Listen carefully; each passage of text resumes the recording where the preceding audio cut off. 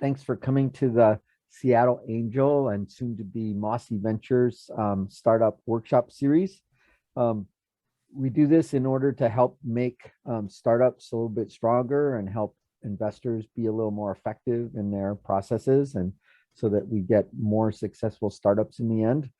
Today, we're going to talk a little bit about what makes a goal and how to do goal setting well. I'm John Seacrest. I try to make ecosystems go faster. I have been doing the Seattle Angel Conference now for a decade, and we are in Seattle Angel Conference 21 right now, which makes more angel investors and stronger startups along the way. We did an APIS Health Angels focused on health that we just finished about a month ago. And now we're starting today the journey on a transatlantic angel conference. Again, aimed at the question of creating more angel investors that are effective and more startups that are making progress. So this workshop series is designed around that question of how we get to be more effective. And Chris Crosby, not Chris P, has been focused on some of the key questions early on in terms of the process. So Chris, could you introduce yourself, talk a little bit about your history, and then just dive right into that conversation? Okay. Okay. And so I think I have about an hour to do the thing that you wanted me to do. Yep. So I'll do it. And I actually had a couple other slides that could expand in other areas if we need to. Okay. Yeah, I'm Chris Crosby. I am co-founder of this startup intensive workshop that Ella already talked about. And maybe I'll share my slides and go that way. Is that cool, John? Yeah, that's fine. So I created some exciting slides. I say exciting because whenever I create slides, I never put a bunch of cute pictures and stuff on them. So I'm sort of boring with my slides, I think. But here I are. And here's a little about me. You already know about the startup team development. I'm a practitioner in the field called organization development. I've been in this field for 30 years, which still sounds weird to say because I don't think I'm that old, but I guess I'm old now. Hey, Chris, I don't think we can see your slides. Thank you. I think we're just looking at the... Yep. Okay. I always do that. I put it in. Now you can see him, right? Yes. Thank you. So anyways, I'm a practitioner and I've done this work for 30 years. It's called organization development. I started when I went to the school called the Leadership Institute of Seattle. Hi, John. How are you? Well, great. How are you doing? I'm doing great. I'm informed heavily. So I worked for 8 years internally. I'm informed heavily by a guy named Kurt Lewin, who started the field of organization development, even though he passed away in 1946, a sudden heart attack. So he never knew it was called organization development, but people give him the credit for starting this. And he's also called the father of social psychology. He combined psychology and sociology, worked with people like Margaret Mead, and solved problems during World War II that the government was having the problems solving, like how to get people to change their farm practices. He went and actually worked with the farmers themselves instead of just trying to impose something, and got a lot of things accomplished. Anyways, he created this thing called a T group, which I'm not going to talk a lot about, but it's a way to experientially learn about your patterns of interaction. And a lot of what I do in organizations, whether or not I'm doing a T group, is I help people talk to each other a little better. And I find that's lacking in many organizations. He also spent a lot of time clarifying and working on clarity of authority. He did some famous group studies where he found the difference between people being what he would call autocratic, people being what he would call democratic, and people being what he would call laissez-faire. Hint, way more people actually are laissez-faire in this world than is healthy. And managing from the middle is what I try to help people do. most people are so afraid about being too autocratic that they wind up being more laissez-faire. And he created this thing called action research, which basically means I get the people that are involved in the thing, I have them analyze it, I have them develop actions, I have them go off and do them, and then check it and see what kind of results they're getting. So Kurt Lewin thought things should be solved locally, meaning that they should be solved by the people doing the work. If any of you have ever been in an organization where suddenly the manager told you to do something to solve some problem without talking to you and you knew how terrible it was, well, Kurt Lewin knew that. He knew that those things don't work. And so how can you work with the people themselves and help them clarify? And that's what Lewin was an expert at. So therefore, I am a process consultant versus an expert consultant, meaning that I know I know how to help people work together. I believe you can solve your own problems. And if I put the right frames, and these are frames you all can learn, then you can go off, work them with your folks, and become a lot more productive organization because of it. I'm also an educator. I teach a class at Gonzaga University. Yes, I'm still sad that they didn't win the national championship. They should have won the national championship. I teach a class called Org-L 517, Organizational Change and Transformation. In fact, just yesterday, it's not my favorite thing to do, but I was grading papers. So I graded 20 some papers in the last 2 days. I'm tired of grading papers. But it is fun. I love helping people learn, and that's the part of being an educator that I love. I'm also the president of a startup college called the Leadership Institute of Seattle. It's based on experiential learning.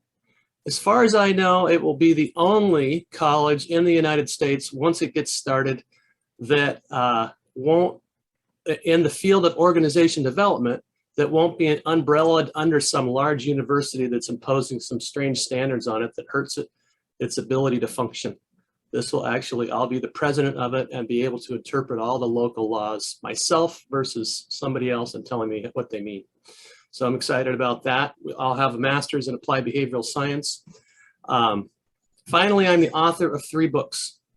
Well, sort of 3.5, but one of them is my dad's memoirs. And so he wanted me to be co-author because parents like their kids to be co-authors of things. But I've written 3 myself. And some of the presentation here will be focusing in on some of the data in those books. So here's my belief of what makes startups successful. A great idea. And you all have them.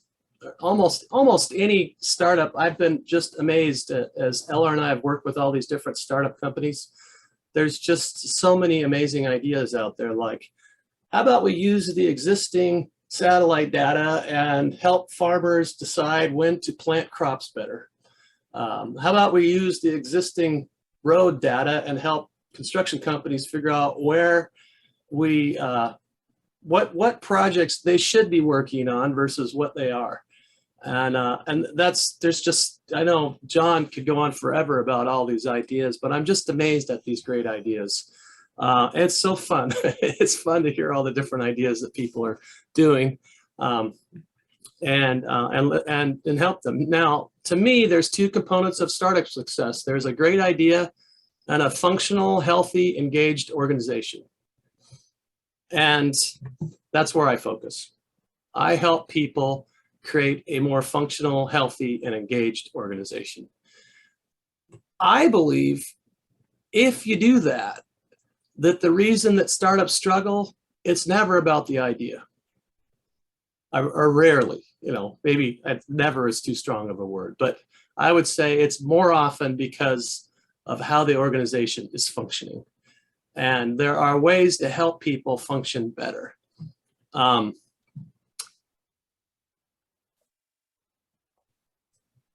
So here's a quote from a book that I wrote, and Gallup confirms this. And so basically, engaged workplaces are the key to success. It's no different in the startup world. To create a fully engaged workplace, you got to set clear goals and give employees venues and the means to figure out how to achieve them. And so that is the key for me. How clear am I being? And do I give really people the opportunity to help us get even better so that we can go after those goals? I work with startups. They're all in stage 1 or 2. John, this is what I learned in some of the conversations that you and I had. Stage 1 or 2 means to me that it's between 1 and 100 people. And mostly the work that LR and I have done in startups have been somewhere between 6 and 25 people or something like that. So they have an idea. They actually have funding. They're now looking towards the next what's called a runway, and they're now looking how can we make it to that runway and keep taking off and getting funds. Hi, Julie. Welcome. Hi. Welcome. We just sort of started in, and so I'm explaining a little bit now of what I do with startups. And there's 2 things that I do. The first step is to create clarity of goals. The second step is to help develop the work team. And LR and I have created a way to do all of this in about 14 hours. I am not going to go over the step 2 with you today. The first step is really, really important. And so that's what I'm focusing on. This is another quote from Gallup. Basically, if you can link your goals, what you're doing to the organizational goals, you're 3.5 times more likely to be engaged. And in Gallup's studies, if the workplace is engaged, the chance of success is like exponentially higher. So how effectively are you engaging over the workplace goals and over what you're trying to achieve? If you can do that, then the chance of success just skyrockets. So let's see. Yeah, here's the task that I do. I told you that I work experientially. That's my history. So of those of you, and I count probably 4 that are here with, I'm hoping, like Carlos, John, Paul's, and Julie, you have a current startup. I actually work with startups. Okay. So this is more of educational for me, but it's really good so far. Cool. Carlos, John, Mike. Hi, Michael. Welcome. Oh, Michael Irvine. That seems like a pretty popular name. if you're playing football or basketball. Yeah, you don't look like the same Michael Irving that I was thinking of. And so Carlos, Michael, Paul's, and John, are you currently in, like, you're working with a startup? I think, Carlos, you said you have a startup. So what I want you to do is just take a moment and write down 2 or 3 of your goals and when you have to get them done by. So if you're in a runway phase, when is that? When is that runway? Where do you want them to write it down? On a piece Just of paper? on a piece of paper in the chat? What? Just on well, why don't you do it just on a piece of paper right now?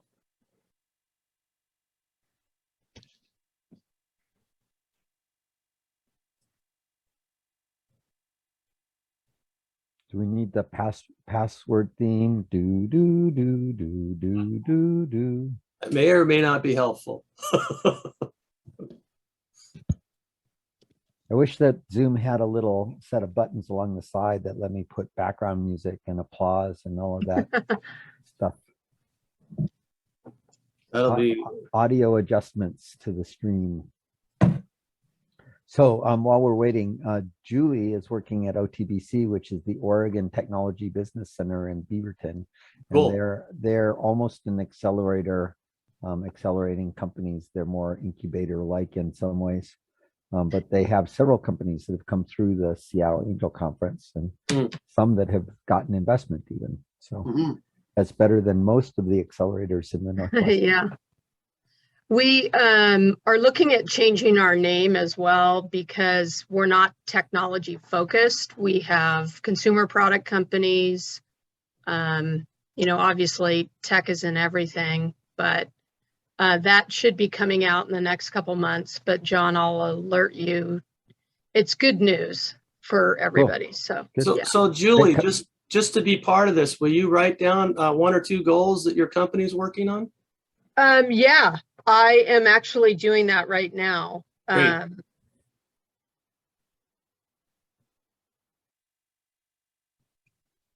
So hopefully that change comes with a doubling of the budget. We wish.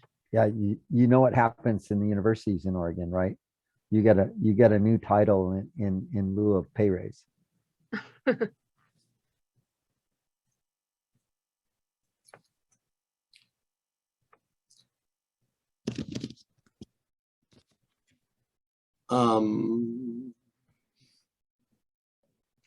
So give me a thumbs up where you're at. John, Carlos. John, you're ready? Carlos? Yeah? Michael? You got a couple goals written down? Yep. Okay, Paul's, is it true that you just said you're an Olympic Olympic pole vaulter. pole vaulter? Yes, sir. Wow. Were you in the last Olympics? I was in Rio 2016. Wow. That's exciting. I shifted my focus right before Tokyo. Cool. Well, I'm not an Olympian, but I did play Division I volleyball. So. Oh wow! You might actually know him, Canyon Kamen. I think that's his last name.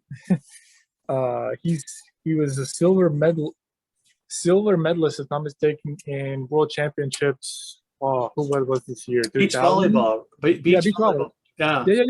Yeah. You probably know him. He's actually working with me alongside to in this startup that I'm working along called Cool. Obsession. I don't know him, but I do know Chris Hanneman, who played on the AVP tour for a long time and probably got beat up by Canyon a few times. Yeah. Anyways, cool. Okay. I wrote down my goals and also the time, the date. Great. And so here's a little bit more about goals for me. And this is in my book, Strategic Organizational Alignment. The fundamental task of leadership is to align employees in the same direction. Workplace goals represent that direction.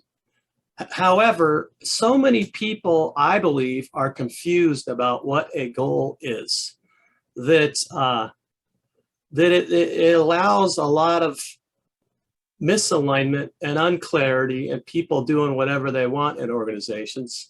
And I don't mean that by saying one should control their people 100%. I mean that by saying, if you can really get your people very aligned in the same direction and all moving in the same purpose, then the chance of success is really high. And so here is what an effective goal is to me. It's clear, it's simple, it's numeric, and it's measurable. Clear, simple, numeric, and measurable. Now I have a couple examples that I'm going to give you, and these are what I call work process goal examples. There are two really important basic types of goals. They're your bottom line, and that's the reason you exist. And then there is work processes that you have to get down it really well in order to reach your bottom line. So here are example of work process goals. So I got these examples, by the way, are all real. They're not made up.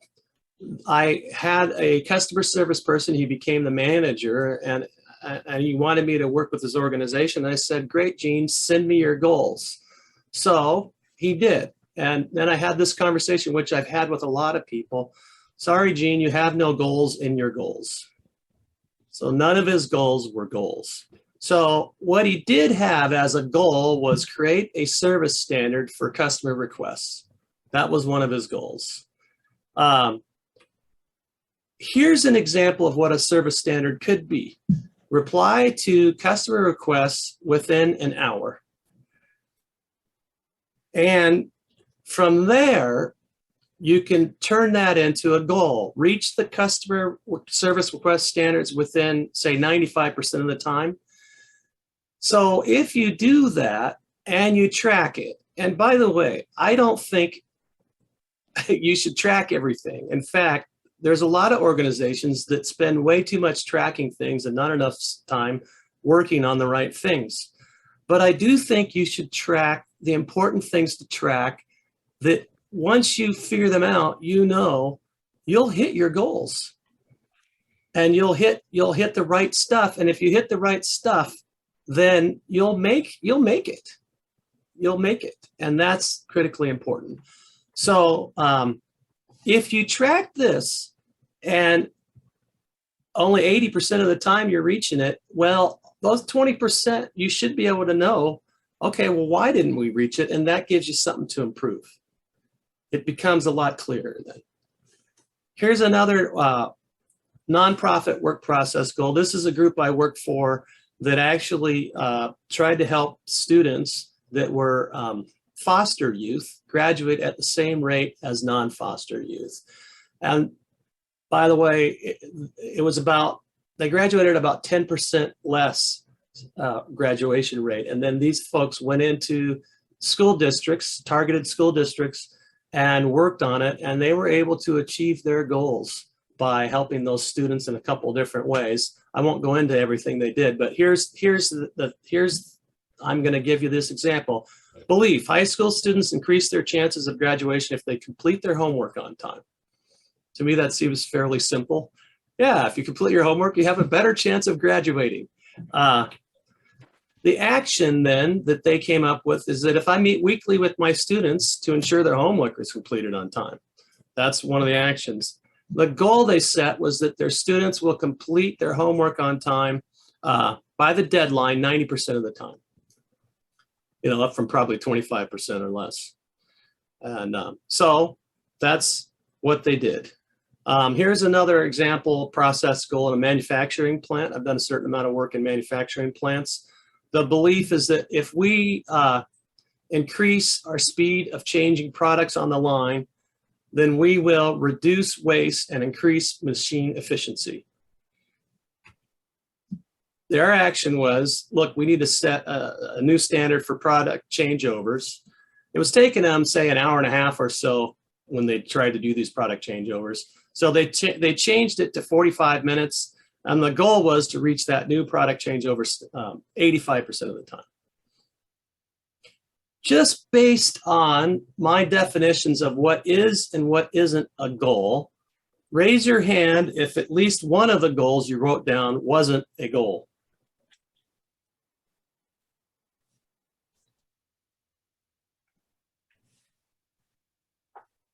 Almost always everybody raises their hand. So Michael Irving found the reactions button on the bottom, which he allows did. you, He allows you to did. make Michael a found, I great saw big- Carlos raise their hand. And the nice thing about using the reactions thing is it shows up in the participants list. That's true. That's true. So I'm curious. I'm curious if somebody would just be willing to say out loud what they wrote down as a goal. John Riley. Hello. Hello. I'm Mahmood. Hello. Yes. The two items that I wrote down was Apology for the delay in connecting. Sorry. No worries. Right. Go ahead, John. Go ahead. the two goals that I had written down was financial budget creation to reach 160 million in 5 years. And then the second one was sales leads increases. Sales leads increase to 40 per month by end of Q2. So those are the two that I had written down. Yeah.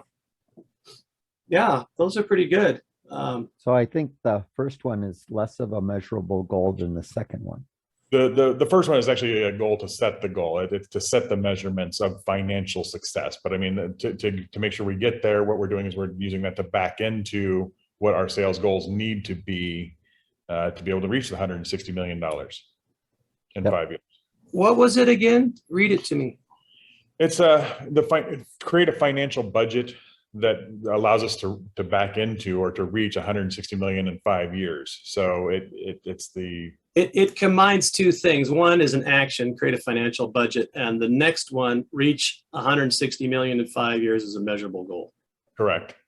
So it's half of it isn't a goal and half of it is. So it's really a task, which is to create the budget to Yes. achieve the goal. Correct. Yeah, and there's a goal in the back end of it, though. Just to be Right. clear. Yep. Cool. And somebody else rose their hand. Oh, Paul's. Did you want to?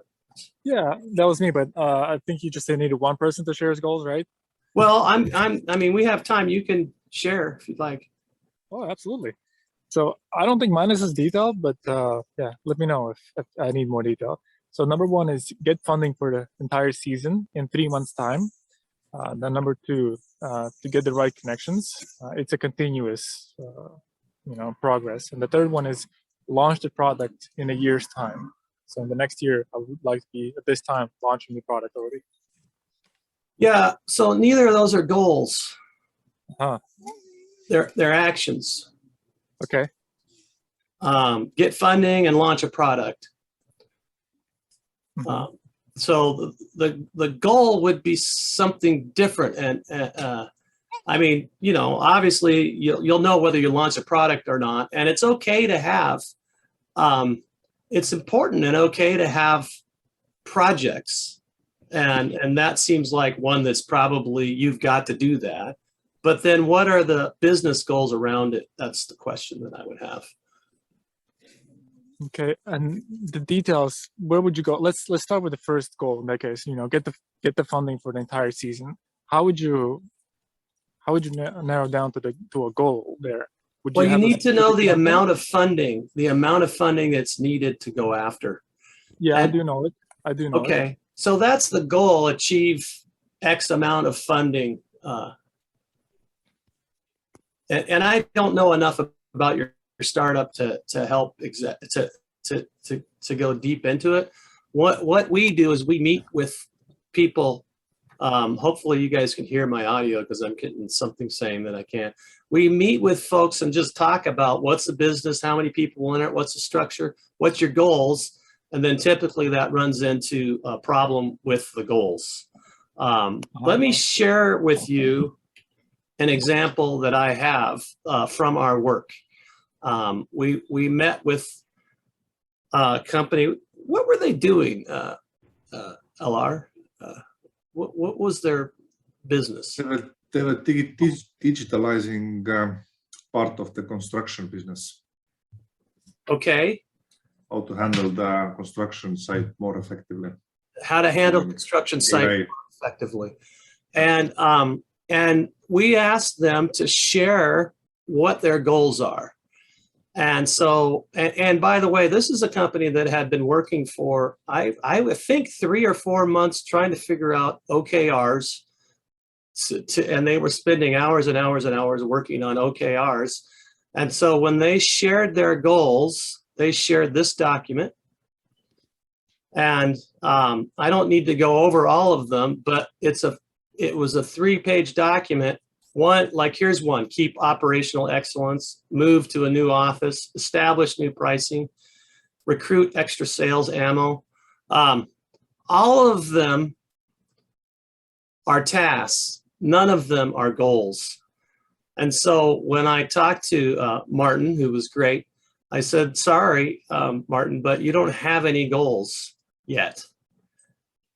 And so through long conversations, not long, actually 3 one-hour conversations where they would go back and talk to their founders, and financial people were involved, and some of these companies have 2 founders, 3 founders, 4 founders, just depending.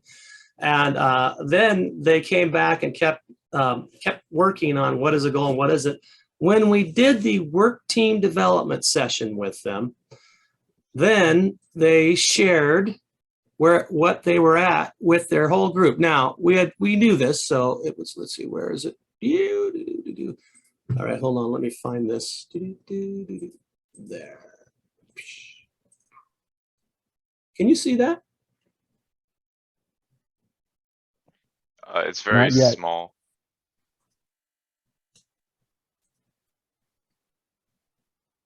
Come. Oh, there.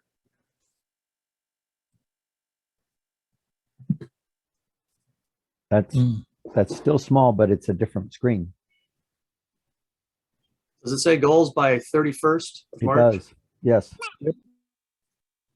Okay, so they developed that sheet up to 3 things: MRR minimum target, MRR churn rate, and this key project. So they had a project and 2 goals, and MRR stands for what? Monthly recurring revenue. There you go.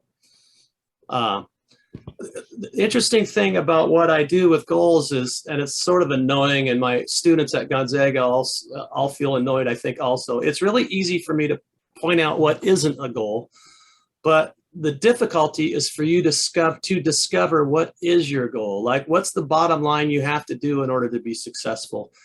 When they shared these, they said these 2 things. These are important so we don't run out of money and we can meet our next round of investments. I think, Paul's, you have that in your head somewhere of what you got to get to so you don't run out of it. But what it is to be discovered or clarified. And once they led with this, then we were able to help them look at their whole work team and figure out if they're set up correctly in order to achieve these things. Before this, they were having long meetings going over every action they were doing, which are really a waste of time. So they would, say, what are you working on this week? I'm working on these things, and next week I'll work on these things. And they weren't talking about the 4 or 5 key issues they have to get on the same page around in order to be successful, and trusting that each other will be doing their individual tasks. And once they did that, they made their next runway successfully. In fact, just about, I think every company we've worked with has made their next runway. I don't know what the percentage are. You have some percentage, LR. So far, 100. 100%. So I have another task for you. Let's see. I'm going to try to get to a new share and get back to. So I have to ask, 100%, is it 1 out of 1 or 1 out of 100? I'm sorry, 1 out of about 10. Or 1 out of 10 out of 10. Or... 10 out of 10. Yeah, we haven't worked with 100. We've only worked with 8 or 9 or 10 or something. How many have we worked with, LR? I can't remember. I think 10 is a quite nice right figure in the right ballpark. Yeah. So But this probably I should count those. Yeah. Or precise. It's about 10. It's not like we've worked with 1,000 people, John, or 1,000 companies. Just curious. Yeah, it's fair. It's a fair curiosity, an important one. So here's, this is what I'd like. I'd like for there to be breakout groups, and I think everybody's from a different company, and I invite you to give them about 10 minutes, John. Okay, how many people per breakout room? Just 2. Let's just have them in pairs. And, Okay. and you could keep Justin and LR and I out of this, I think. Not really. Okay. Yeah, John, if I do assign us this- to a different room and then we just won't join it. Okay, so I will assign manually. No, I will assign automatically. And what I need is 5 rooms. Assign manually, create. Room 1, 2, assign Carlos and assign. You want 2 people per room. Yeah.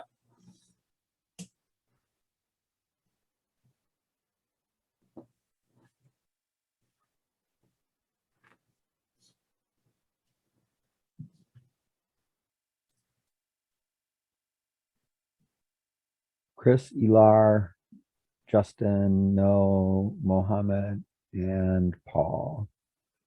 Yes. Okay. And your task is to work on sharpening the goals that you've written down and see if you can get them to be clear, numeric, and measurable. And that they're measuring the right stuff for you to be successful. Okay. So we just had iPhone 13 show up, and I assigned them to room 4, and I assigned the rest of you to room 4 too. So you can go into room 4 and hold his hand if you like. Okay.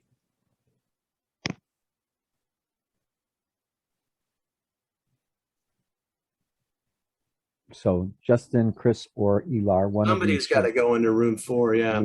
need to go to room 4. What? Why don't Eller? Would you be willing to do that? Does that make sense? Sorry? Go to Go room to- 4. Join go to room room- 4 with somebody that Ah. just showed up. Okay, And I tell will. them what's going on. And could you make me co-host, John? I can. So if you make Justin and I co-host, we might pop in and out of other rooms.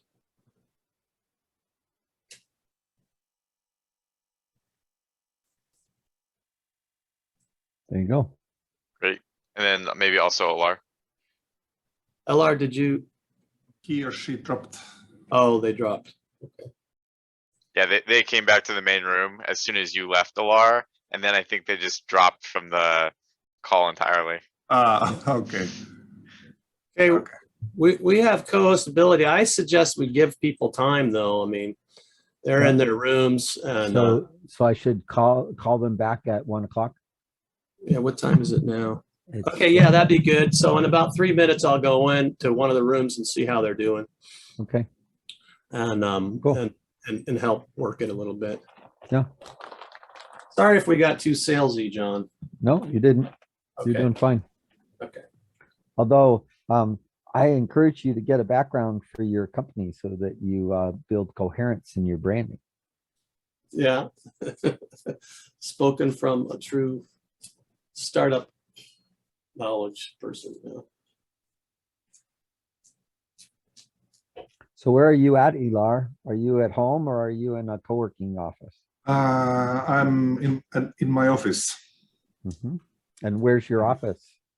in Tallinn, Estonia, but in a where in famous Tallinn? Telliskivi district. Teleskivi, okay. So I have Super Angel right like Yeah. 20 meters from here, and Cool. Well, I the have next time lived you from see there them, like 30 meters. wave to them for me. Wait, It's pretty like late. telemark It's ski? pretty- No. Teleskivi. Oh, okay. It's It's just, let's just say north of the old town. it's called Hipster Town by It's locals. kind of nice, actually.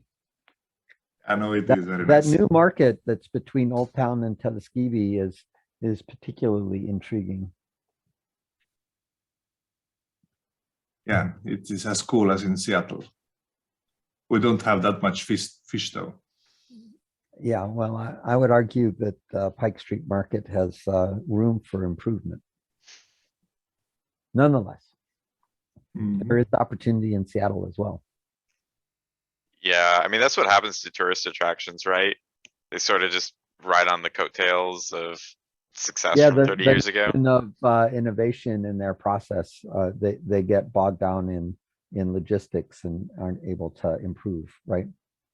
So you go down into the basement of Pike Street Market, and it's full of all kinds of random weird things that have not really been cultivated very well. Well, I think I'm just going to start going to breakout rooms, and there's only 3. Yeah, so you could each pick one. Yeah, and I might want to pop in each one of them myself. Yeah. I was thinking there was going to be 30 people here. I did too. That's who signed up. Yeah, so It's So better to be we're prepared. at 10 right now. yeah, right. 10, 11 have showed. Mhm. So I'm going to go say hi to Carlos and John and see how they're doing. Mhm. And you guys are welcome. I sent out a note to all the people that said yes, said we were here. So Okay, so, anyway, I'll stay here. okay. Okay, I'll wait. There's a recording in progress. I'm looking for just report outs from anybody that's willing, and in terms of what was your goal and where is it at now based on what you've learned here. If anybody has a before and after, that's great. I realize some of my conversations turned into arguments. Sorry, Mahmood. I'm curious if anybody was able to see, okay, yeah, I get it. That's an action. So what, and where did you get to in this 10 minutes? Ask somebody specifically.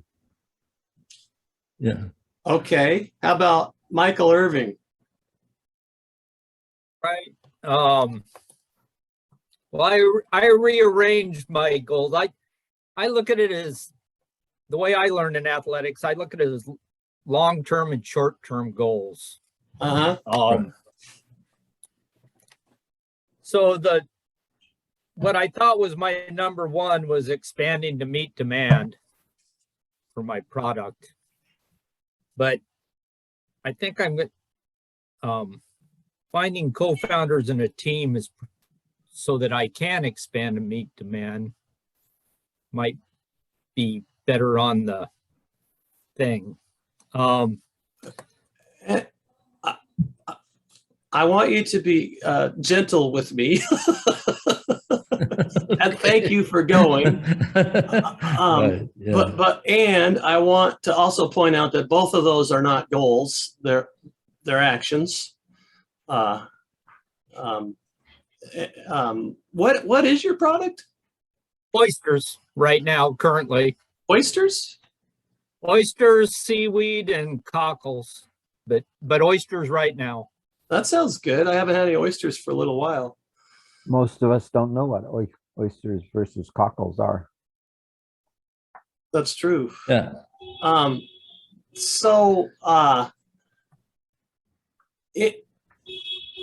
I'd have to work with you for a while to get to it, but and maybe L or something comes to your mind of what would be a potential goal here. But his goal is to double in the next year. Sales or yeah. That's it. Go from 70,000 oysters a year to 1.9 million in 4 years. Okay, well then that's your productivity goal. That's clear. And along with it, every goal needs to be balanced. So you want to make sure that you maintain quality standards. So it wouldn't do you any good to get a lot bigger if you put out bad oysters. Nobody wants to eat bad oysters. It'd also be nice if you got bigger and in the process got economies of scale and therefore got more profit per oyster. There you go. There you go. So balance in terms of quality, balance in terms of profit per oyster, and those are all potential goals for you. The other two things you said to me were actions. Does that make sense? Yeah, I see where you're coming from there. Yeah. And so if you have a bunch of employees and you share your goals, then you can get clear about how you need to organize around your actions and or other things in order to get there. So in others, what I got from this, it's a goal equal to achievement. That's what you want to achieve.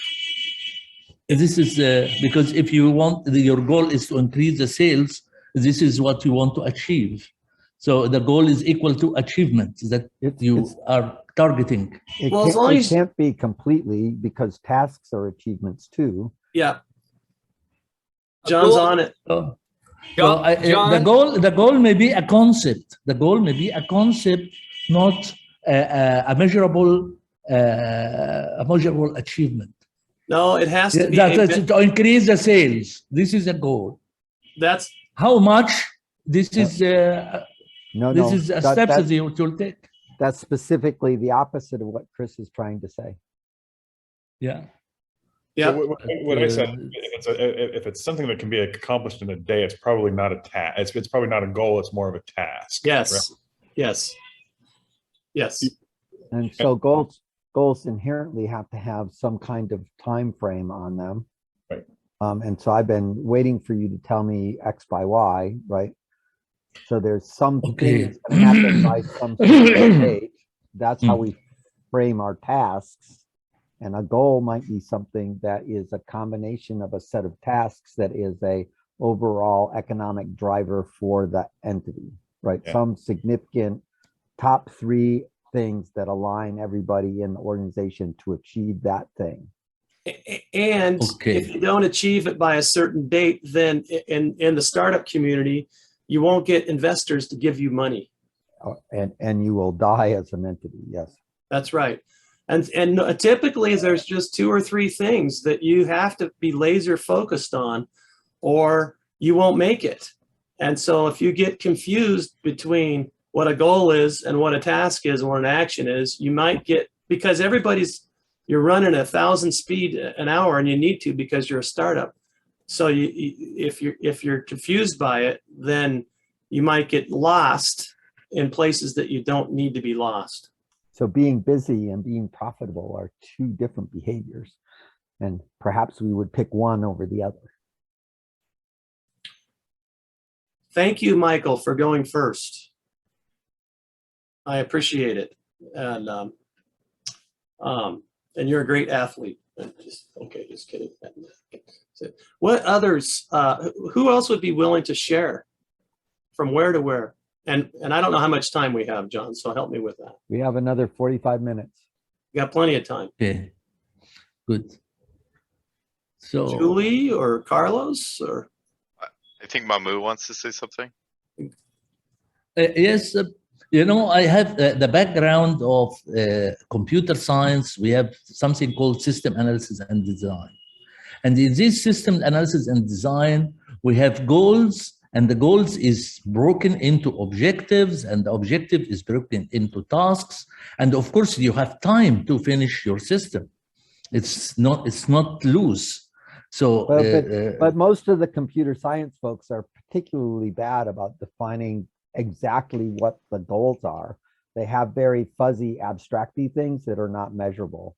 And so that's where the whole waterfall process ends up getting lost into the weeds for months, if not years, on things that are not actually measurable success metrics.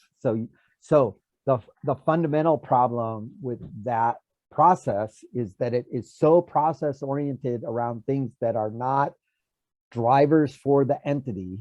They're project oriented things that you can't get where you want to go. So as an organization, how do you know that you're succeeding? And that's, I want to hand that to Chris, right? So how do I know I'm succeeding as an organization? Yeah, and you may disagree with what I'm trying to say, but I want you to try to understand it and utilize it for yourselves here, and see if you can learn from it. And so, would somebody else be willing to go? Carlos, I'm curious. I left the conversation with you and John, but I know where it started. I'm curious of where you got to. Okay, yeah. I mean, I was sharing my first goal when you came into the reunion, and yeah, actually, John. And so rudely said that it wasn't a goal, right? Yeah. But, I mean, you were right. And when John told me that, and was very helpful, is that instead of saying, I'm going to say my goal, the goal I used to have, it's to contact at least 3 organizations in agri-food area or caregivers area.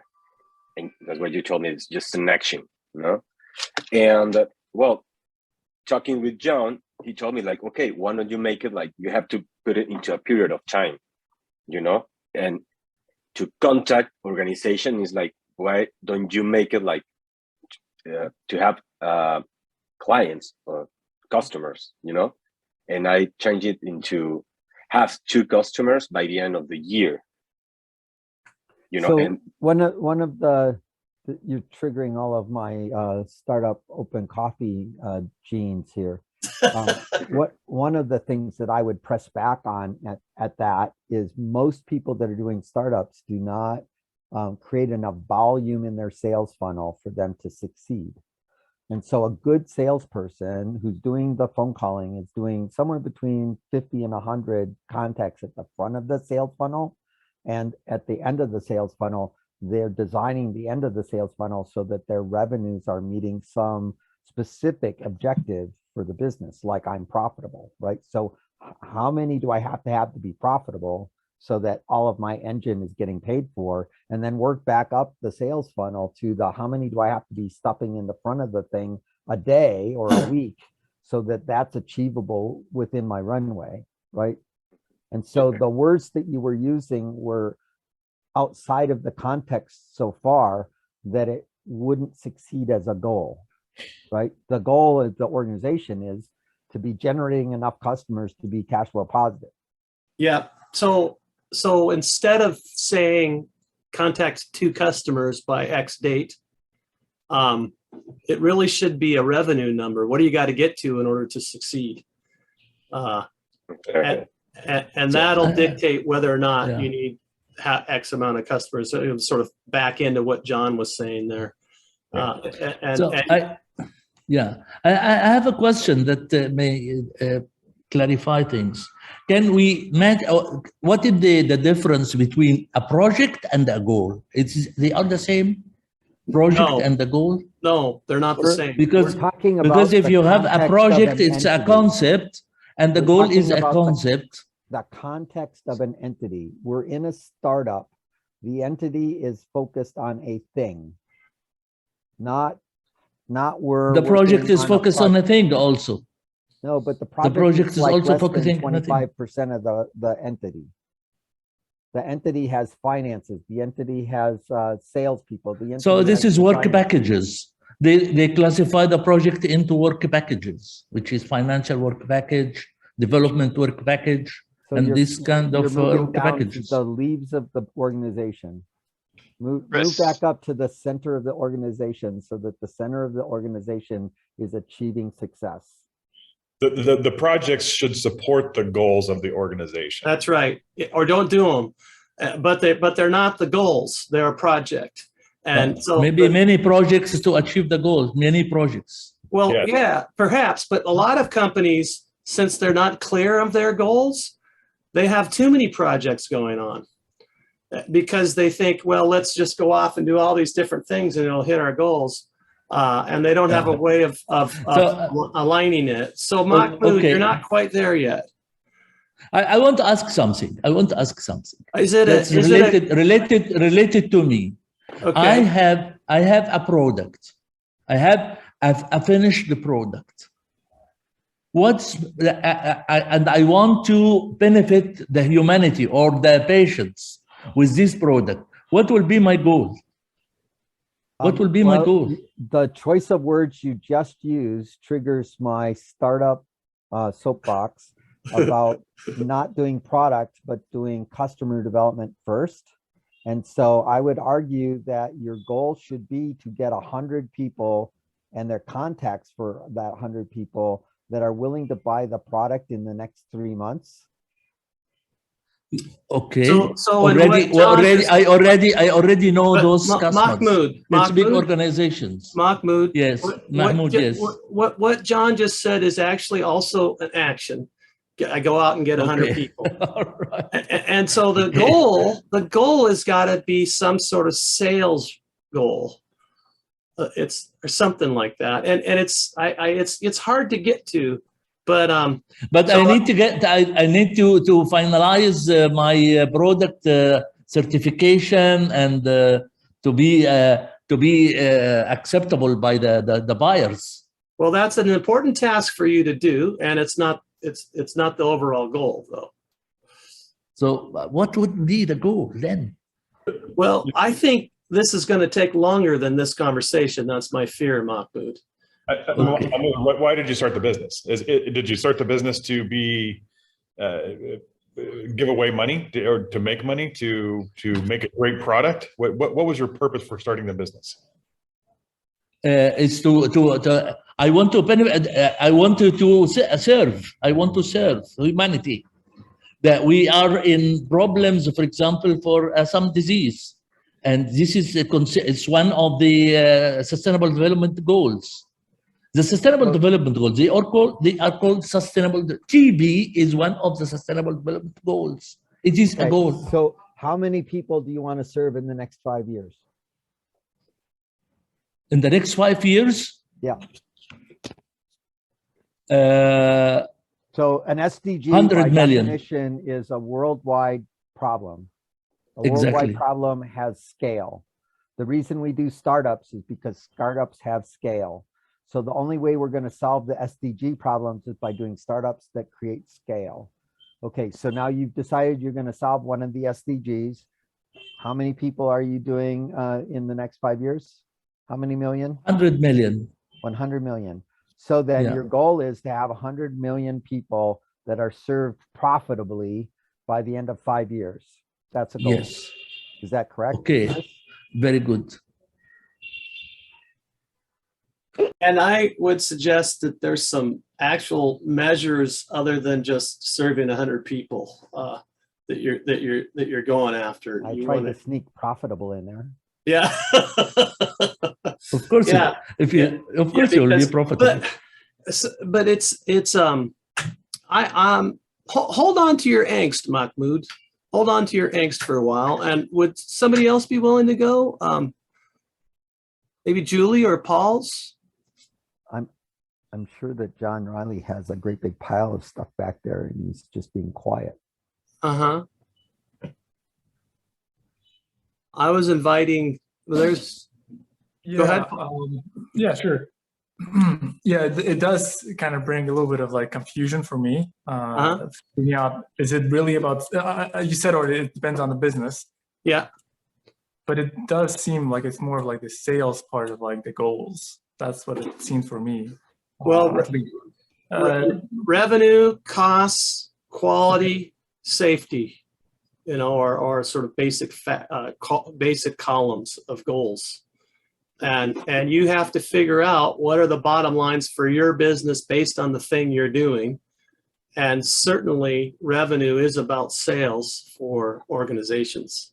It's quite difficult in my case, in that case, is, you know, I'm creating a TV series, web series. For me, a web series, yeah.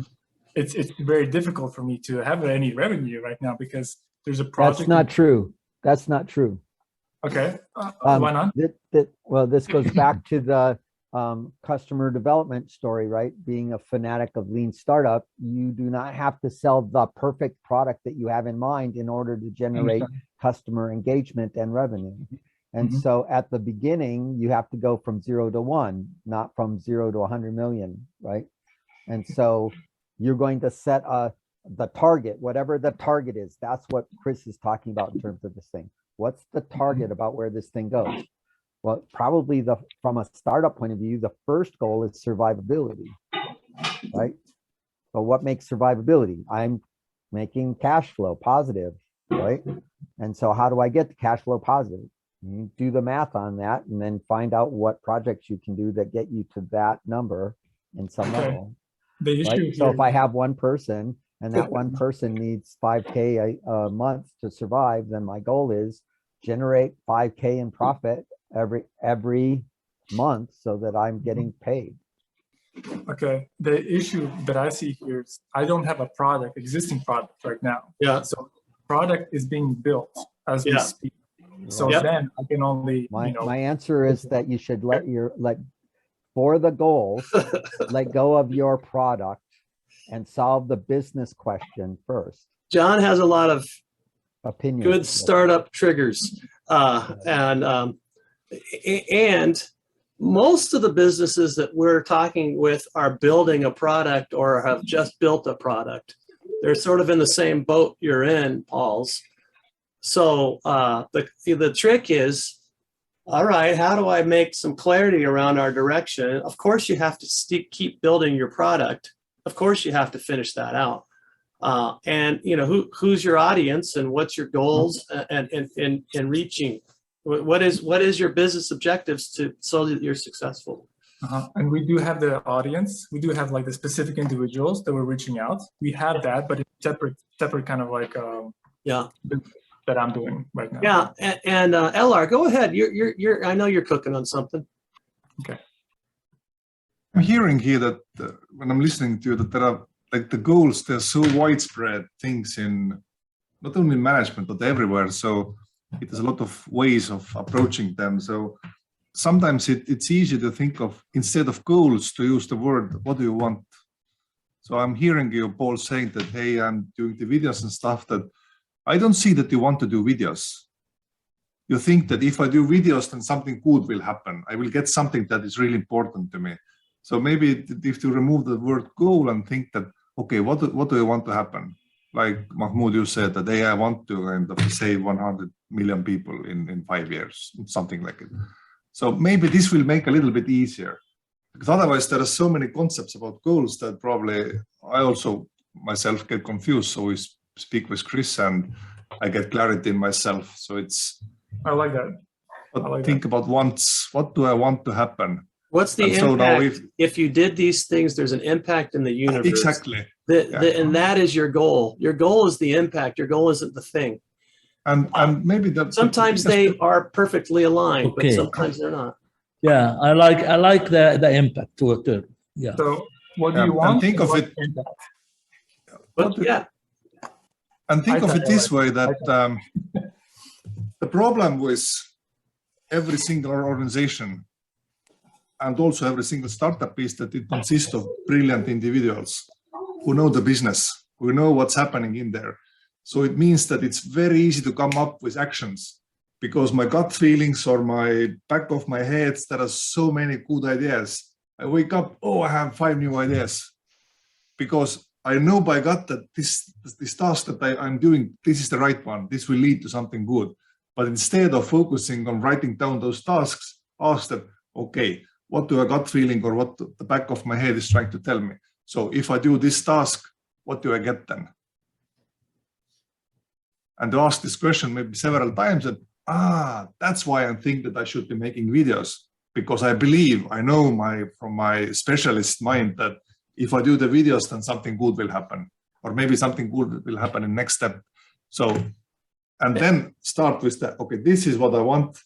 And to get that, I need to have those things, or I need to do those things. So maybe this way it's easier to think about goals. I believe also that give yourself, you know, be easy on yourself. I think finding the real goal is difficult. But if you keep doing the work and keep working it with folks, you're going to come to a spot where you go, okay, this is it. And it'll be so clear and measurable that you'll be able to organize your group around it in amazing ways. Aita, what does that mean?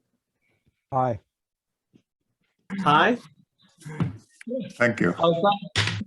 Tere was high, wasn't Tere? Tere was high. Aita means hi. Aita is like, thank you. Yeah. Yeah, that's great. That's great. So a Latvian trying to do Estonian in an English chat. Well said, John. Well said. Cool. Well, I think that's great. So, you know, the more clarity that you have, the better you'll be able to lead your organization, the more chance you're going to make it. And these conversations are not easy. And so I appreciate you guys leaning in. And like I said, it's easy for me to say that isn't a goal. It's nice to have people like Ella around to help you get to what is. John, were you gonna go ahead? I'm gonna say something to kind of finish what you just said, that I know this is a tough process also for me when I'm doing something in my business, or when I was creating this TDI with Chris. I was speaking to my wife what the goal is, and then I spoke to Chris what the goal is, and then I was going back and forth of what do I actually want from this thing to happen. And the second thing is that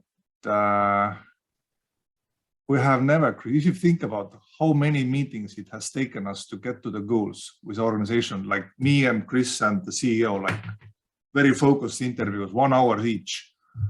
We have never had less than 3, but mostly we have like 4 1-hour meeting. And then by the end of 4, we're almost there.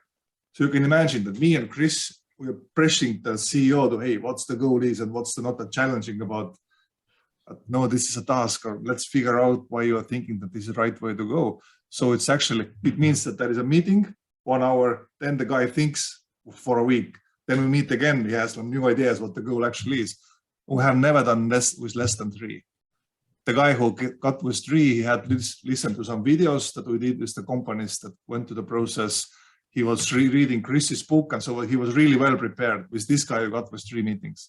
The rest of the cases 4.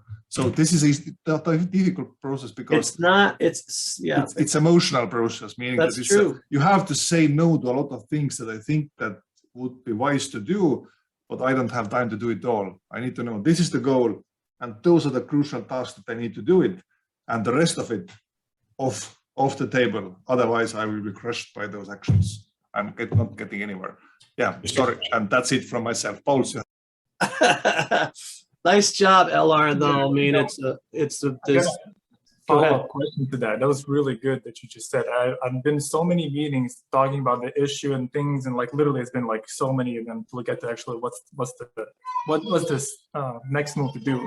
So, what is your hack? What do you do in those situations? Sorry, I don't want to take this away, but like I feel like it's very valuable to know, like to save time, to say, you know, not to go to these meetings. How do you get straight to the point? Like, what it is your game plan, your strategy? You know, figuring out the goal in less time as possible.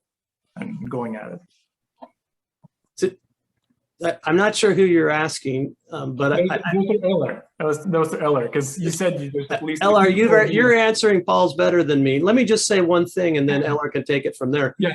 I believe the work, Paul's, is to create that clarity of goals. Once you have the clarity of goals, then you'll be able to cut away a bunch of those meetings that are worthless. I mean, people, for instance, in this startup that I was talking about earlier, they were spending hours and hours going over things that they shouldn't go over. And they weren't spending time talking about the 3 or 4 really critical issues that if they don't solve, they're not going to make it. And part of that is because they just had no clarity of what their goals were. So the work is to get clear with the goals. Now go ahead, LR. See if you can up me on that. Yeah. I wanted to say, Paul, that actually it's a very good question. That take it this way, that all of you actually, you are doing something that is to your heart. Even though you want to make money or grow a huge company or save a lot of lives, whatever it is, what the reason is you created the company, it's close to your heart.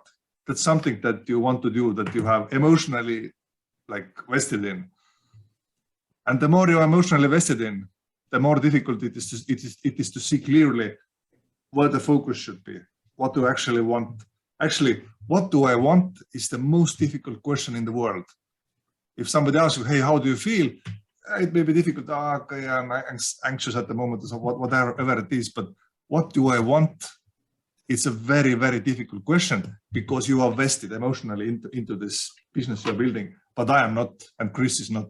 We're just there to help you to get to clarity. So it's much more easier for me to see clearly into your business than for you, although you know exactly how it should be done. And I can give you like 0 advice how to do it, but I know exactly where is the clarity and where the clarity lacks, where is the goals and where are the actions. So that would be my answer to you, Paul. Wonderful, thank you. Both of you, thank you so much. You're welcome. And you know, the I want thing, we're all taught to not be selfish. We're all taught to don't ask for what you want. We're all socialized that way. So it's deep with some people that it's just not right to start there. But that's where you need to get to. That's where the growth is. So one of the problems that we have in startups is that the different skill sets, right? Technology, money, market management are the core of a team for startups. All are trying to solve their problem in their context. So they're trying to solve the people problem, or they're trying to solve the money problem, or they're trying to solve the product problem.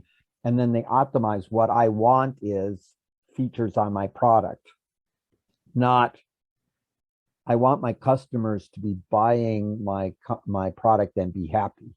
Those are two different things. And the end result is that our technical people add 50,000 features when we need 10. And the 49,990 that you didn't need to get the customer to be happy because you were thinking of all people, because we haven't done any marketing to do sub-market analysis to know which feature drives which purchase, is an ongoing problem, right? We have that all the time. And I'd like to add one more piece to that. Now, John, were you finished with your point, or was that your point? So finding out how you're going to take the resources you have, money, time, and space, and prioritize them so that you get to a done point where you have succeeded in a fixed amount of time is the core of the race that we're in. And when we don't prioritize, the reason we don't prioritize is because we have no goals. We don't know which one is better than the other one because we don't know what the metric is because we have no goal. So Chris is giving us the tool to create the goal, which allows us to build prioritization into all those brilliant ideas that we have that we shouldn't do, right? That's why we have the parking lot, right? The collection of all those brilliant ideas which we are not going to do. Also, features, just like in a software system, you know, are about clarity of decision making. And most organizations are not very good around clarity of decision making. They want to pretend that we all agree. They want to pretend that there is no leadership, no structure. They want to pretend that we're all important, which we all are. But clarity of decision making is around making sure that the right decisions get made at the right time. So somebody has to say, these are the features we're going to do, and these are the features we're not going to do. And part of the problem, one of the reasons that Waterfall failed, and now we have this great thing called Agile, which is why you all get sent new software updates every week for every software that you try to get on the web, is because most people struggle with clarity of authority. And so Waterfall goes on and on and on because nobody decides this is it. While working with Aldous, they were late in PageMaker 5 and they were trying to get on time with PageMaker 6. One of the things that my father, who's my mentor, did was help them decide who is going to decide what features go in and when the software is done. And they were able to go live on time, which saved them millions of dollars. And then they were able to eventually sell to this small company called Adobe and turned into InDesign. But this is about clarity of authority. And clarity of authority is something that most people don't want to really deal with in life. And as a business leader, your job is to think about who decides this. How can I push down authority to my people? How can I do it in an evolutionary, not an ideological way? And how can I help us become more effective? That's part of the creating a healthy culture that you can do right now as a startup in a unique way. And you can create that culture and build it to scale so that when you get to a larger organization, you already have this in your head. And so I do have one slide of what I think is needed for a healthy culture that I could share at some point. I could even share it right now. That was a good time because we're in the 20-minute mark. Okay, I'll do that. Let's see. Go back to sharing my screen. And now I'm going to remember this that Justin helped me last time. Okay, so I'm zipping through some things here. By the way, I wrote this down because it's so true. There's a common misconception out there that just because you're an excellent individual contributor, it means that you'll be excellent at leading others. And in the organizational world, guess who gets promoted? The people that are doing the best in their positions. That doesn't mean that they're really trained in how to lead others and in group process. And that's the purpose of my school that I'm starting, the Leadership Institute of Seattle, is to help people become better leaders, know group process, understand conflict, understand systems thinking. Here is the components of a healthy culture that I believe in. And these are things throughout the 3 books that I've written. Clear direction, we've already talked about this. Bottom line and balanced numeric and measurable goals. I want team members to have high interactive skills. In other words, can I be direct with you and appropriate and work through things? Task component clarity. There needs to be absolute clarity of who's going to do what task and the completion date. Clear roles. It has to be clear who's doing what in your organization. Input needs. Everybody's got to get what they need on time and with quality to do their task. Throughput. There's got to be excellent flow in whatever we're trying to achieve. Things need to move through it fast. Outputs. We got to be able to give the people what they need on time and with quality. And by the way, that's internally so that we can externally. If we don't do it internally, we can't do it externally. Our meetings need to be effective with little fluff. I talked about the meetings in these startups. We've had startup after startup talking about people complaining about their meetings already. And as you know, if you've worked inside of organizations, there's plenty to complain about in meetings everywhere. So how do you help them be more effective? Decision clarity. That's clarity of who has influence and clarity of who has authority to make the call. Work data flow. This means that once there's an issue, we know how to get it resolved, and that there's feedback, and it is non-judgmental, and it's balanced between positive and negative. There's got to be plenty of people saying excellent job with clarity. And the final thing is conflict utilization. I'm seeing something in the chat. Just notes. These are just notes. Conflict utilization, and this is another thing that people get scared about. Or want to think, oh, there's no conflict here. Well, if there's humans, there's conflict. Sorry. It's just the way it works. And by the way, it's okay. In fact, it's beautiful. I mean, and take those tense moments and lean in and work through them. You can only do that if you're able to have excellent interactive skills. There are many models and frames around conflict. You need to learn some, but you need to work on those things. If you do these things, you're going to make it. It also helps if you've got clear goals when those conflicts come up. That's right.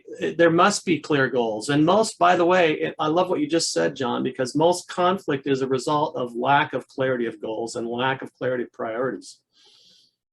So people are fighting in organizations where they think it's about the other person, but really it's just a priority conflict and a systemic issue. That's what I call it. Let's see, is that it? Yeah, that's it. So one of the problems with the goal part that you haven't brought up is I might have a goal for the company as a leader of the thing, but my technical team or someone in my organization doesn't really believe in that goal, only sees the world through his particular discipline set of glasses, and so can't see outside the boundary of his skill set, essentially, not trying to solve the organization problem, just trying to solve their own problem. So how do you approach the question of getting people to understand the organizational goal when what they're focused on are task and project goals? Well, in my experience, if you have a goal that's really a goal versus a task or a project, that just doesn't happen. I noticed that when I talk to technical people and I ask them to understand their customer needs, that for the most part, it is not a trivial conversation. Yeah, no, that's different than. Well, if the goal is to make our customers happy, and I'm not willing to engage or understand or have empathy for customers, I have a fundamental problem. I agree with that, but making our customer happy is like a mission statement. It's not a goal. But on, we are building happy customer factories. That is what a startup is. We're building a happy customer factory. If we do not, as a result of our efforts, customers, then everything else doesn't matter. Yeah. Not that we're making our current customers happy, but that we are creating a pathway by which people who are not customers become happy customers. Here's another way I'm thinking about what you're saying, John. Yeah. If those people have a boss, and I'm pretty sure they do, then how is the boss engaging with them on what they're doing with the customers, and are they being clear around their expectations and roles, and are they giving consequence management, which I don't have on that list, when they're not?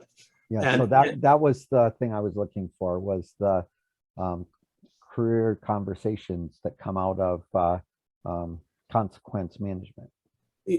Yeah, LR has something to say too. If I But may, he'll probably say something better than me because he normally does. No. No, I'm just I'm taking, John, what you said, that, hey, we're creating happy customers. And that's the kind of where the place or the problem starts. If companies define that, hey, we're making happy customers, because let's say I might think that happy customer is the one who is getting the cheapest product. Chris might think that it has to be a lot of bells and whistles. Michael might think that, no, it has to be like really fast. And maybe John would go for a really good design. And we all start pulling, like, we're brilliant people. We start creating actions based on how I define the happiness. So if management is not saying that our goal is to make them happy by having like the cheapest product or the most bells and whistles product, whatever it is, me, Chris, and Michael and John, we will be fighting with each other about who is the right about those tasks that has been developed. Again, it goes back to the alignment from the top. Well, but my argument, being a lean startup fanatic, is that we have to get clarity on our market, our sub market, and then understand what motivates that group of people, and listen to our customers enough to actually define which group the customer is in, right? Yeah. We can't do the cheapest, the best, and the fastest all at the same time for everyone, right? We have to pick someone. And then when we've picked that, not all people are ready to play that game. Some people want to, we're going to play sports. Some people want to play soccer. Some people want to play football. Some want to do pole vaulting. They don't all try to achieve the same goal, even though it's sports, right? Well, so for me, go ahead. Sorry, go ahead. I will have it in my head. I want to bring the sport example just to make distinctions. Well, keep making it, because, well, I'll just say one thing at a high level. What we're talking about here is the difference between a judgment and a behavior specific. If you're saying, no, we need happy customers, that's one thing. But if the expectations are really that we respond to the customer within an hour, we solve these things to these standards, then you can hold people to that. But if you're fighting over what am I doing to make a happy customer, then that's a problem. But I don't know if that helps, LR, but go ahead with what you were going to say. I was thinking about some football example, but then I realized that if I say football, then I think about soccer. So it might not land very well, the example here. But I try to take the American football example. So what is the goal of the quarterback when he goes into the game? What's the goal of the quarterback in the game? Have more points than the other people. Score points. Do you mean like more passes or yards or more? Presumably, he wants to win the game, and winning the game translates to more points than the other team. Yeah. What's the goal of the defensive ends when they go into the game? When it's make their time to the play? quarterback successful. Defensive ends? Quarterback success. Oh, defensive end. No, the defensive end is to prevent the other people from making. Yeah, I don't know actually what they should be doing. Putting the position that I'm aware of. So what's the goal of the wide receivers?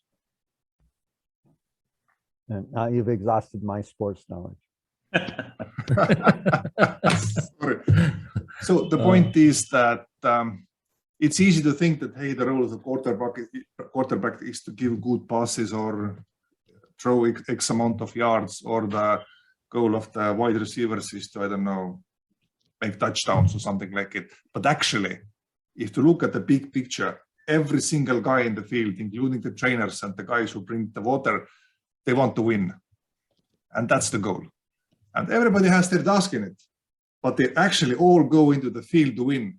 And again, when the problem starts in organization is that somebody goes to throw a lot of yards, somebody goes into making like a lot of touchdowns, but it doesn't actually have to, it may not lead to wins. Sometimes it's only one touchdown we need to win, and that's it. So, and actually, when I see that sometimes people say that, hey, my teams are fighting, like, hey, developers want this and the other part, like sales want that. But actually, if we all agree that what it means to win, everybody, yes, we want to win. Of course we want to win. And again, now when I go into the goal stuff, that actual goal is defining what it takes to win for us, how the win looks like, and what we need to do to win. How and we again, know that back we to have won. How do we know how we know our that we have organization won? has Well, won? in sports, it's And- easy. There's a scoreboard and you're ahead at the end of the game. Oh, In business it's also, it's too. easy. You have the goal. Agreed. That is a goal, not a task. Yeah. Or action. So The I'm problem over with adult winning, and- you cannot achieve all the time. So it's frustrating. It's to say a win. You cannot win all the time. So it's a frustrating goal. And the frustrating, it's again, it's a Mahmoud, realistic I goal. need to interrupt you.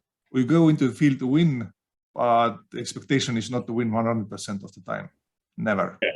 But we go in And to win. the soccer, We never and the go to soccer, lose. and the soccer, you of course you will not win all the time. Yeah, I mean, Well- the goal could be to win the Super Bowl. It doesn't mean you have to win every game to get there. You have to win enough That's right. games to get there. That's right. You got to Okay. win at the in the very end, and you got to continually improve your stat or your play along the year. And the sports analogy is, to me, it's useful. And let's see, what's a couple other things? We just got a few minutes left. Are these conversations, John, always this spirited? No, they vary greatly by the participation.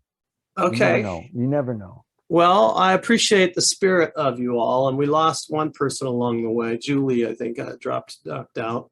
Let me see. I suppose I should share, just in case you're interested, a couple of different other things here, like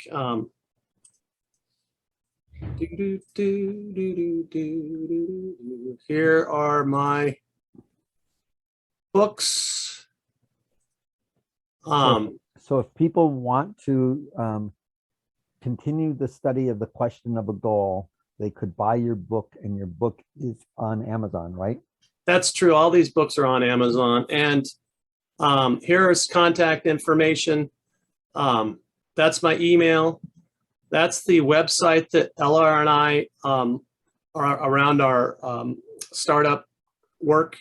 And then soon my school this website will be up and running, leos.org.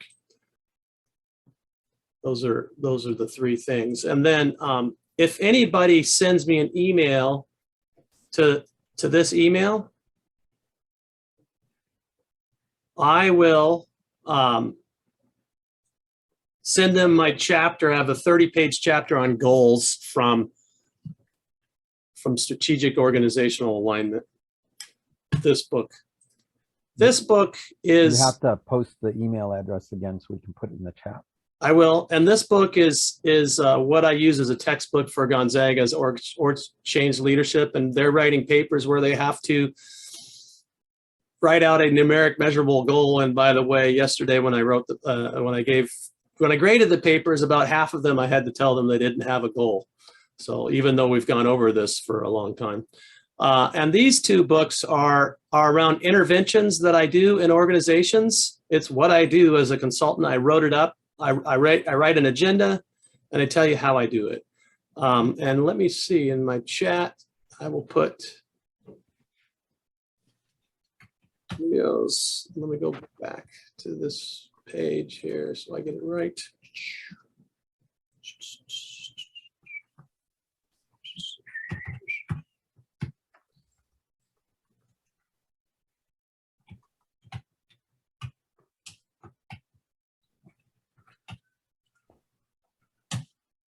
Cool. There is my email. If you want that chapter, I'll happily send it to you.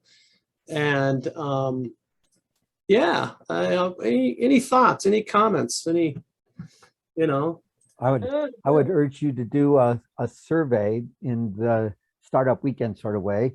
So for this talk today, how are you feeling that that you got somewhere with this or not? If you're happy, do this. If you're not happy, do this. And if it was meh, do this. Yeah. Right. So you have mostly yeses. You want to dig deeper? Chris, you put .org. I'm just correcting, it's .com, right? Which, the Leos? Yeah. leosreboot@gmail.com. Oh, yeah, that's correct. That's correct. Thank you.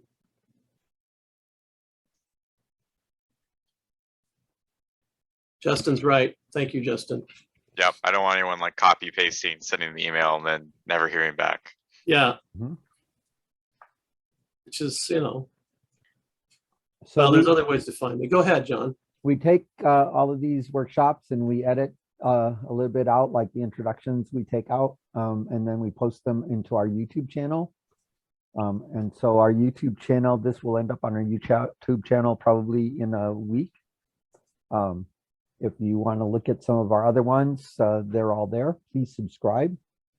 We will be taking a little bit of a break as we come up on the May Angel Conference, but we'll be restarting the workshop series in June through August for Seattle Angel Conference 22. If you have topics that you want to see around startup-y things, whether it's the investor side or the startup side, I am currently scheduling workshops. So I'm happy to hear any suggestions for things that would be helpful for you. Thank you so very much, Chris, LR, and Justin for coming. That really was helpful. I thought that was a good conversation. We probably should figure out how to get sort of like a cheat sheet, what is it, Cliff Notes version of some of this stuff so people can walk away and post it on their yellow sticky note next to their screen so they remember that they should be talking about goals, not actions. But Yeah. thanks for coming. If you have Thank any you, John. questions for- or problems, would be glad to have comments sent. And Yeah. if you want, go ahead. Oh, I just wanted to say thanks, all you know, especially the 6 people that showed.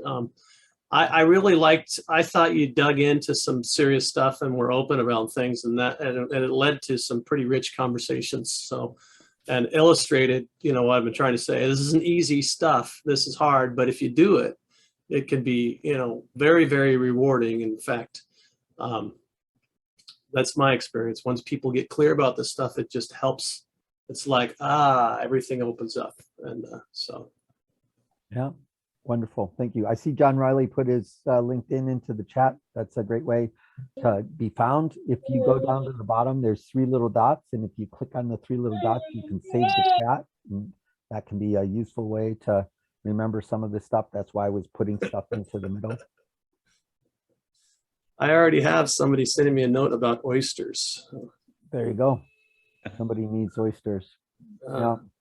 So, guess Julie, how many companies do you have in OTBC at any given time? We have 5 a year, and we're up to 35 companies that we've helped over 7 years. Yeah. And we get about 18 to 25 angel investors per year.